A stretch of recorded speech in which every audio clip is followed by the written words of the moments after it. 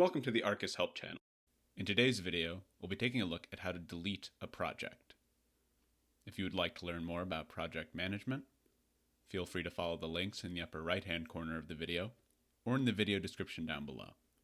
If you have the necessary permissions, head on over to Projects under Manage and select the project you would like to delete.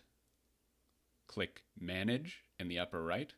Now, if you select the three dots next to Manage, you will see an option to delete a project.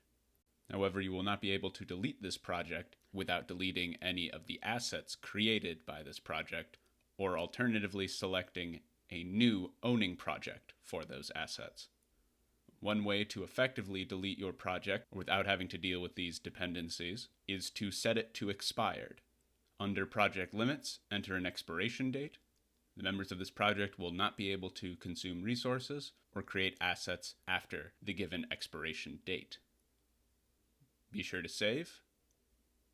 And now, when you return to the project screen under Manage and select the Include Expired checkbox, you will see that your project has been marked as expired.